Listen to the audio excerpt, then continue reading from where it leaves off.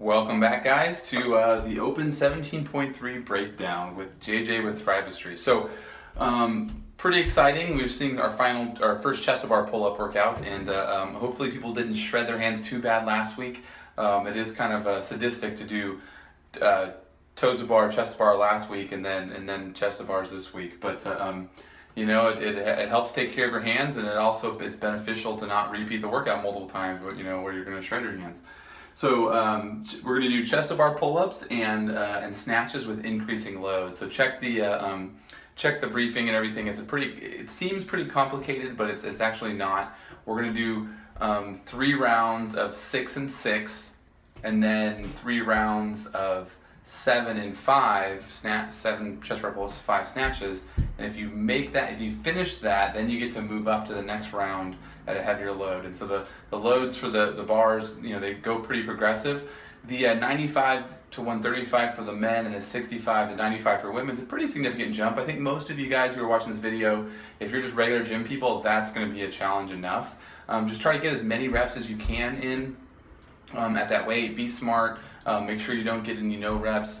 And make sure you're communicating with your judge to make sure you're doing the form properly. And it needs to be caught where you're going down with the bar, so it can't be any kind of sort of power snatch, then overhead squat. Then if you're doing that, then you need to be thinking about scaled, right? And then the next kind of big thing is going to be going from that 135 to the 185, right? And for the women, I believe it's 95 to 135. That's a big jump, and so we'll talk a little bit about that today. If you guys who are going to be crushing the 185, 135 and going forward, that's awesome. You guys are doing, but some of the same concepts still apply if you're kind of if you're on the bubble for those reps. We'll talk about how we want to pace for that. So let's start with chest bar stuff. Small sets, small reps. Doesn't matter how advanced you are, how beginner you are. You don't want to go big sets on the pull-up for the most part. Scott Panchik, I think in the video for the announcement, he was doing 3 threes in the beginning. I think he might have done some bigger sets in the middle there, but they weren't really trying to crush themselves on the pull-ups because they get a lot harder, right? You're going to do 6 per round, 7 per round, 8 per round, 9 per round, all the way up to 11. So if you crush yourself on that, you're going to end up paying for it later on. If you're only trying to get that first round as a tiebreaker and you're really good at chest to bar pull-ups and you suck at snatches, you might try to go unbroken or go big sets there. If you can do butterflies, go ahead and do butterflies. But for most people, it's going to be small sets, but short rest, right? So don't be standing around as in between those and getting chalk and doing all that stuff. It should be quick. The reason why I like the small sets too is that you're able to let go from the top of the bar. And if you can coordinate it to where you're letting go from the top, that's one less negative that's going to blow up your grip that could affect your snatches and affect your sets of pull-ups later on. So that's why you hit the chest, and then you can kind of release and drop to the ground, do a rep, single, double, triple, whatever you're doing, and then let go on that last rep. And that's just one. Every time you do that, that's one less rep. Make sure you're using your hips on chest bar pull-ups. It's funny how people will get kind of carried away with their pull-ups, and usually when they get tired, they stop using their hips and their legs. Make sure that you're using your legs and you're really doing a big kip and really retracting the scapula to reach the chest up to the bar. So I think that's something that you guys who are coaching athletes on this, remind them, big hips, use your legs, all those things. Do some basic warm-up drills. If you've been doing Thrivestry programming, we've been doing chest to bar and kipping pull-up practice now. I think we've done it probably 7 times in the last couple months to get people ready for the open. So people should be familiar with what they need to be doing, how close they are to their chest bar pull-up, or where they're at with chest bar pull-ups. Grips, should you be using grips? If you don't normally use them, this is a rule for all competition. If it's not something you're comfortable with and you're not using on a regular basis, don't change it up. If you want to use something in competition, you should be practicing with it regularly. So if you're really worried about your hands, you might try experimenting with it. One of the things that we learned a long time ago, coaching at the games and everything, was that it's always easier to take a glove off or take a grip off if you don't like it, than if you start the workout with it on and then be like, if you start with it off and then you're like, oh, my hands hurt, I need to put this grip on, and you're sitting there trying to get this grip on, and that wastes a lot more time. So you're better off kind of starting with it, and then if it starts to get weird or wonky, you can always take it off. It's always a lot faster to take those things off. But just keep in mind that some grips won't be very comfortable when you snatch, and so you may be trying to fiddle with them every time you go to the snatch bar. And that's a lot of transitions that could cost you some seconds. So I wouldn't maybe start with the grips if you're comfortable snatching with them, or you feel like you're comfortable maybe snatching at the lighter weight, and then you might take them off with the heavier weights, something like that. Do not rush and then rest for the snatches. So this is when the snatches are getting heavy. Don't do a big fast set or even small fast sets, but going fast and fatiguing yourself, and then take 30 seconds or a minute or 2 minutes to do your snatch attempt. Because what happens there is you might as well, you can get through them, make sure you're feeling good, but then in the last 2 or 3 reps, just do like a small set or a single or some singles or whatever, because you're starting to rest for your snatches then. There's no point in rushing because there's no tiebreaker there. The tiebreaker's at the end of every 3-round deal. So you don't need to rush it, right? So I'm talking about when it's getting heavy. Maybe do a rep, get some more chalk, do a rep, get your belt ready, or get everything ready to think, whatever you're going to do that snatch, and then take less time from between the pull-up bar and the snatch, right? So about snatches. Be efficient even when you don't have to. So this is something that I see a lot, is people will rush the lighter weights and kind of muscle it up and just touch and goes and round back and high hips. And we don't want to see that on those medium weights. The really lightweight, you might be able to get away with it, but it's going to fatigue you later on when you need that stuff to hit the heavier load. So you're better off, trying to use good form and good technique, especially in those medium weights when people start to fatigue. You want to have a good pulling position, so don't let the butt be really high in the air. Have the butt a little lower. So just think about being efficient even when you don't need to. Should you wear Oli shoes? If you need to Oli shoes to snatch, you should wear Oli shoes. It should not drastically affect your chest bar pull-ups.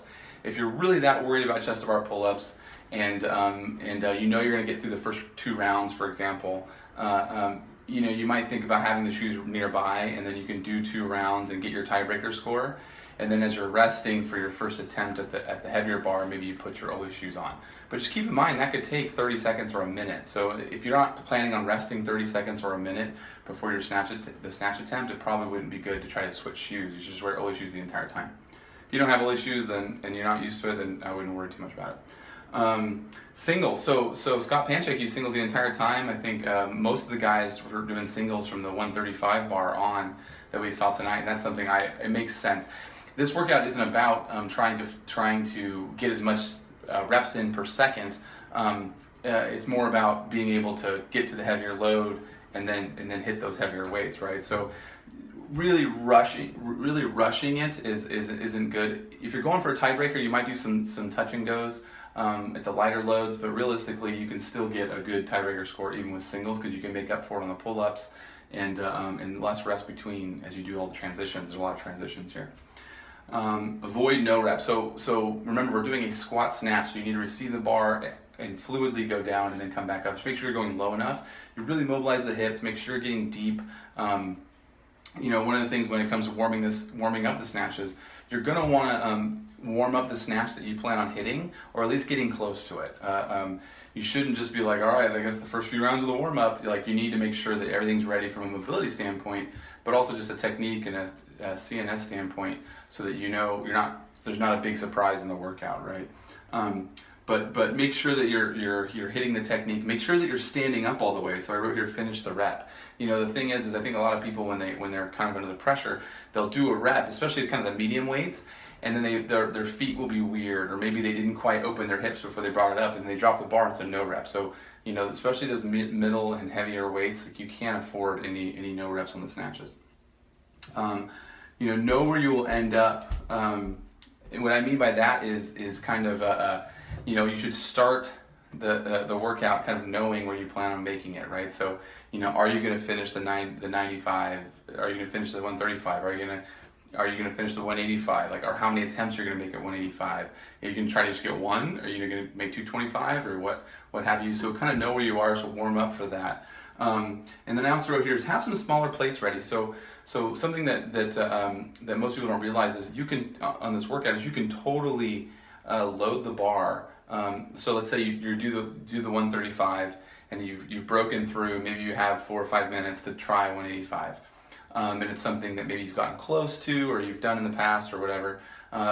You don't have to go 135, 185. You can go 135, 155, 175, 185. Now you don't get any credit for doing those extra reps, but if you're just trying to get 1, 2, or 5 reps and get back to the pull-ups, it might make sense to try to do a couple smaller jumps. So have some smaller plates where you can make the jumps. It's really a waste of time, and it can be a little bit dangerous to go from you get off the pull-ups where you do the 7 pull-ups, and then you go to the 130 or the 185 bar.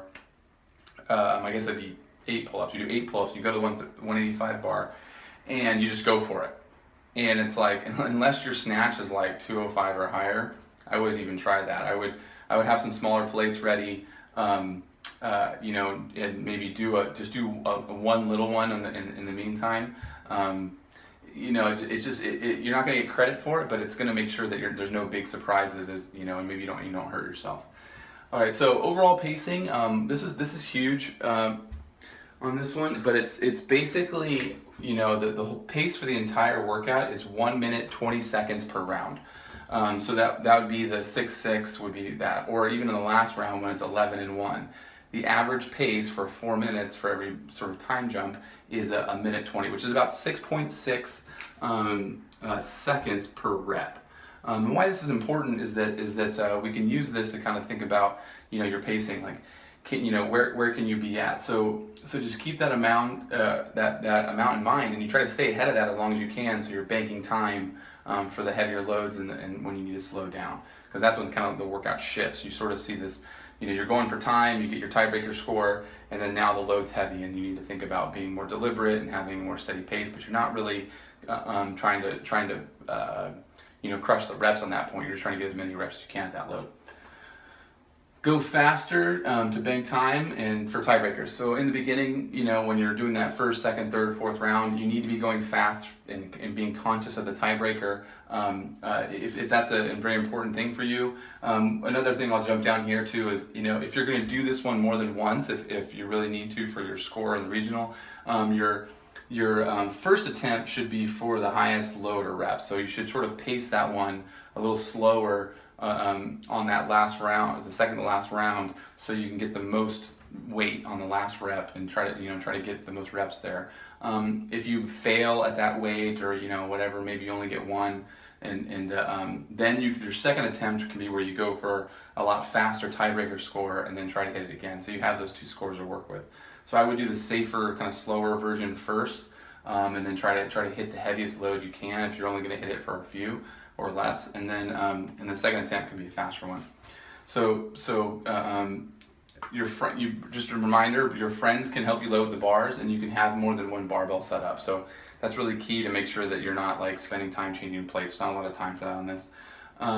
Keep your eye on the clock for your last round. So as you're on the round that you're going to finish on, just make sure that you're planning ahead so that you're not going to end up doing some failed reps because you're rushed at the end. If you're only getting 1, 2, 3, or 4 attempts at that heavier bar, you want to make sure you watch the clock, and so that if you fail a rep, don't try to hit it again right away. Wait until you can get it again, and maybe you wait until 20 or 15 seconds left, and then you go for it. The same thing goes as if you're making reps but it's really heavy and you may not finish. Then you want to be watching the clock so that you try to finish the set. Let's say it's the 185s, and you got to do what is it, 654. You got to do 4 at that load.